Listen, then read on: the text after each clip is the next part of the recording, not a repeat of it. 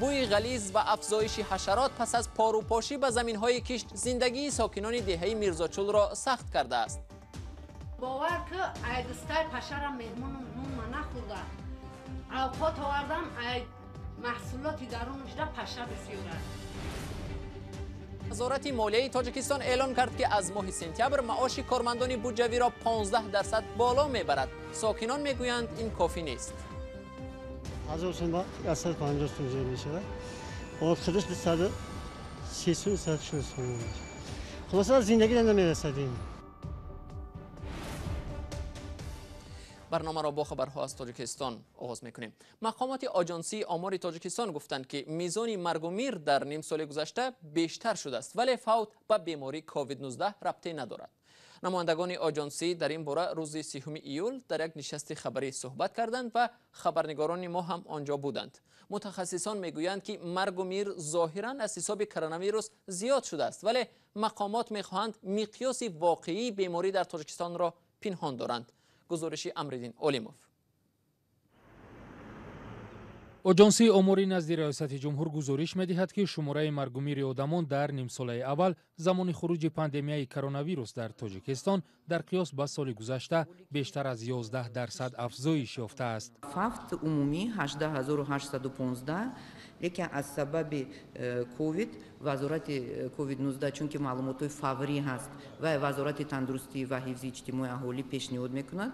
طبق آمار وزارت تندرستی و حفظ اجتماعی اهالی تاجیکستان سر از 30 اپریل تا 29 ایول 60 نفر در کشور از سرایت بیماری کووید 19 فوتیده و بیشتر از 7300 نفر به این مریضی گرفتار شدند.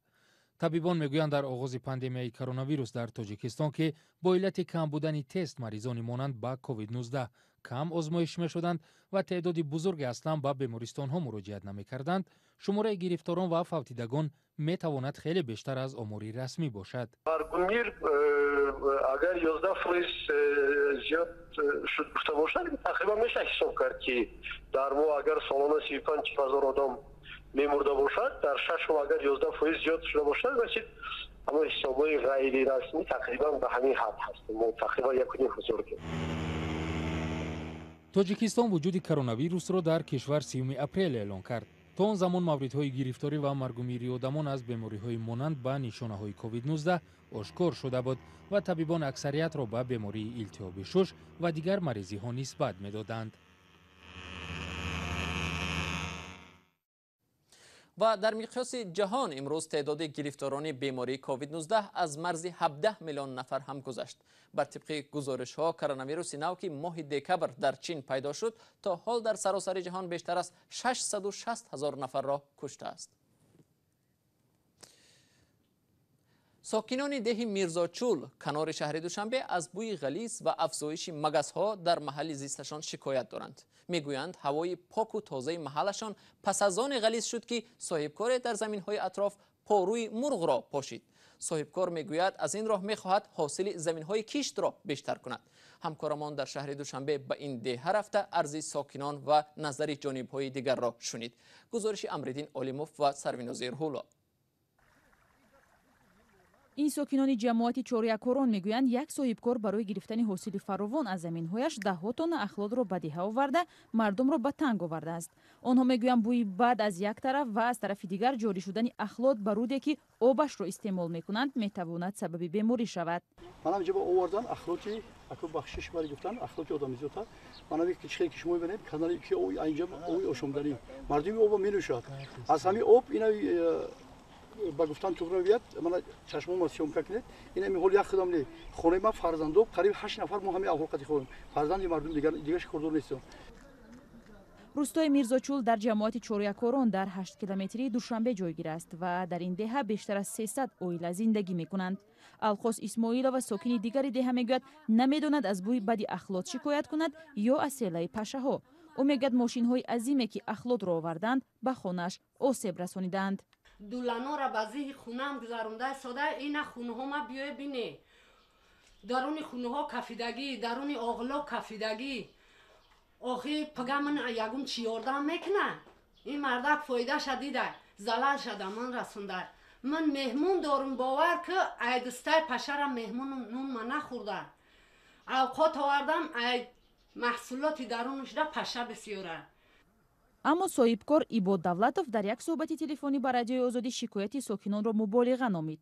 ӯ гуфт дар воқеъ порӯи паррандаро ҳамчун нурии минералӣ ба замин рехтааст ки кори маъмулист ва ҳеҷ бадие надорад. ба қавли ӯ заминҳояш 1 километр дуртар аз маҳалли аҳолинишин ҷойгир шудааст ва ҳеҷ кораш низ ғайриқонунӣ нест. кишоварзон мегӯянд коре ки соҳибкор анҷом додааст набояд дар тобистони гарм, балки дар фасли тирамоҳ карда мешуд ва бояд баъди рехтани ахлот онро ҷуфт карда зери хок мекард. дар ӯ ҳолате ки дар маҳаллаи мо 200 тонн порӯи мурғовараги рехтагӣ вақте ки вай зироаташ об мемонад вай ҳам порувара об шишта мебарад канали поён да мерезонад. охи шумо фикр кунед ки ҳози маҳал мардими ҳамин маҳалла аз ҳамин канала об мехӯранд. вай пасудаш ҳам деки тавақша ба ҳам об мешавад, либоси сари либоси худаш гудакша ба ҳам об мешавад. охи шумо фикр кунед ки ҳози нафаси кашидагиш бо ҳавои ғайҷ, либоси шиштагиш мисол ҳамаш микроб.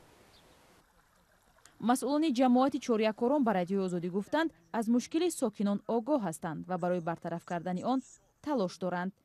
сокинон мегӯянд шикоятҳои батакрори онҳо ба мақомоти маҳаллӣ аз ҷумла ба идораи ҳифзи муҳити зисти ноҳия бенатиҷа буд. салом, агар хату хабар мехоҳед мо дорем. навиди бомдодӣ, сархати хабарҳо, ахбори тоҷикистон ва ҷаҳон, гузоришҳо ва таҳлилҳо. чӣ мегузарад ва чаро? донистан фаҳмидан аст. замима ё апи моро бигиред. вазорати молияи тоҷикистон эълон кард ки аз моҳи сентябр маоши кормандони соҳаи буҷавӣ 15% боло бурда мешавад. маоши миёна дар тоҷикистон андаке беш аз 1300 сомонӣ муодили $130 амрикоӣ аст. сокинон мегӯянд афзоиши 15% маошҳо ночиз аст ва гаронии нарху наворо рӯйпӯш намекунад. мақомот ба имкониятҳои маҳдуди буҷа ишора мекунанд. тафсилоти мавзӯъ дар гузориши ҳамкорам Барот Юсуфӣ аз шаҳри Душанбе. вазорати молияи тоҷикистон изҳори омодагӣ дорад ки фармони аз 1 сентябр то 15% боло бурдани маоши кормандони буҷавӣ иҷро хоҳад шуд. мо дар бюҷет ин маблағҳоро пешбинӣ кардаем ва тарҳи фармони президенти ҷумҳурии тоҷикистон дар бораи зиёд намудани музди меҳнат аллакай омода шудааст. лоиҳа дар баррасии вазорату идораҳо қарор дорад. меъёри 15% боло бурдани маоши кормандони буҷавӣ дар оғози сол эълон шуда буд, замоне ки буҳрони коронавирус ҳанӯз ҷаҳонро такон намедод. кормандони оддӣ 15% боло бурдани маоши моҳонаро дар шароити мушкили коронавирус ва боло рафтани қимати молу маҳсулот ва зиндагӣ ночиз медонанд. 15% мизерне барои зиндагӣ ҳеҷ намеша. агар 1000 сум ба 150 сум зиёд мешавад, охириш 230 сум. хулоса зиндагӣ намерасадем. аксари кормандони бахши буҷавӣ бар инанд ки даромади аслии онҳо аз маоши кори асосияшон нест. ё кори изофӣ мекунанд, ё кишоварзиву чоровпарварӣ доранд ва ё фарзандони муҳоҷири корӣ. хел умумӣ баҳогузорӣ кунем кофӣ ҳам нест. лекин ба ҳар ҳол ба қадри имкон андак болам шудан як бо мешава масалан як зиндагии хубтар кардан. қалам 50% замин зиёд шавад. ҳафтаи қабл саҳифаи озодӣ видео пурсиши ғайрирасмие анҷом дод ки барои зиндагӣ дар тоҷикистон чанд пул кофӣ аст.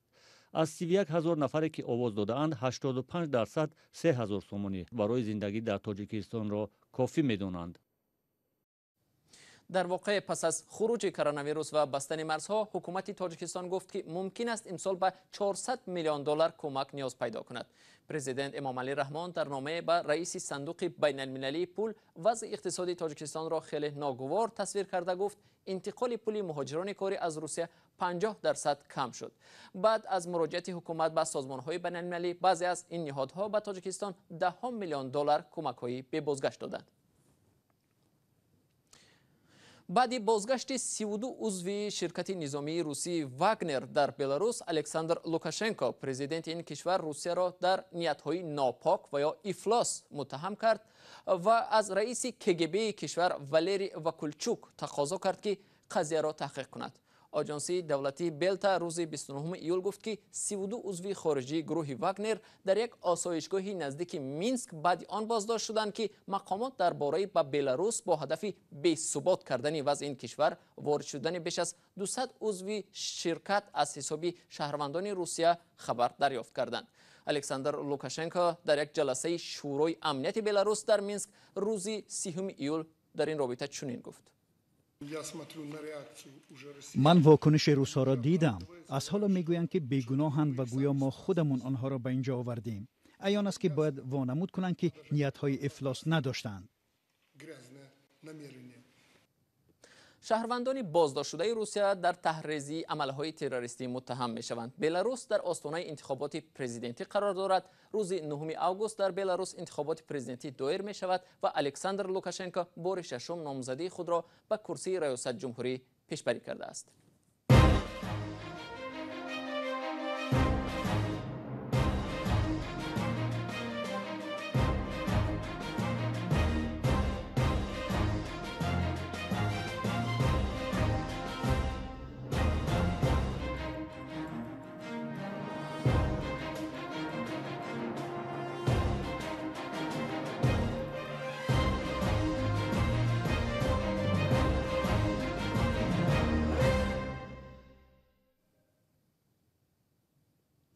پرورش حلزون و یا تخم شلوغ در اوکراین یک تجارتی تازه رواج یافته است، اما رشد ناکرده بر رکود دچار شد.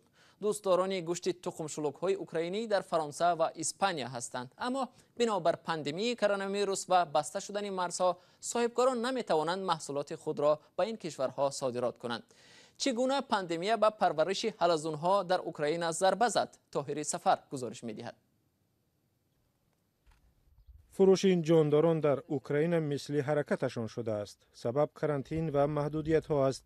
پرورش حلزون یا تخم شلوغ در اوکراین 5 سال پیش آغاز یافت. حالا 400 خواجگی وجود دارد و امیدوارند تجارتشان وسعت میگیرد. ولی طلبات به محصولاتشان به سبب محدودیت ها در اروپا کم شد.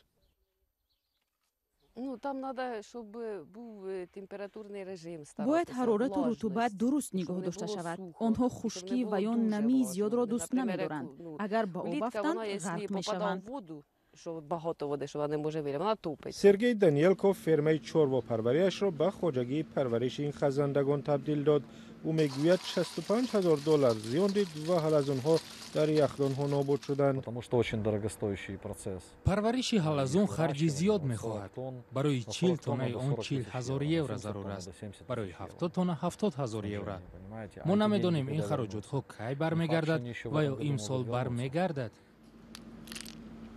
از این جاندارها خوراک‌های گوناگون حتی برگر می‌پزند. برای راه یافتن به بازارهای نو ما محصولات نیم تیار آماده می‌کنیم. با میزوجان از بازارهای آسیا گفتگو داریم. با چند کشور اتحادیه اروپا راه یافتیم. برای چشیدن فرستادیم. با آدمان معقول شده است. در اوکراین خوردن حلزون رایج نیست، اما این رستوران در کیف رواج دادنی است. در رستوران ما حلزون را بسیار درخواست میکنند. وقتهای اخیر بیشتر محبوب شدند. از بس که شهروندان ما حالا به جای سیاحت کردن نمیتوانند، با کمک ما طعم سیاحت و دیگر جایها را میچشند.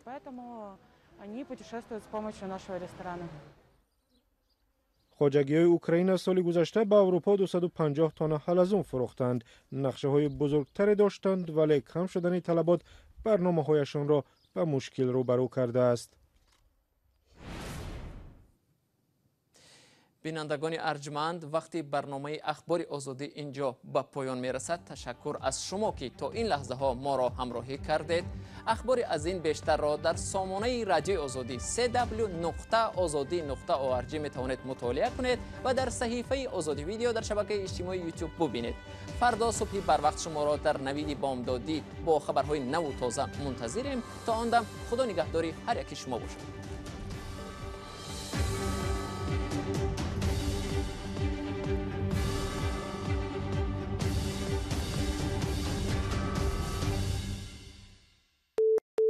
This is Radio Free Europe, Radio Liberty, Praha.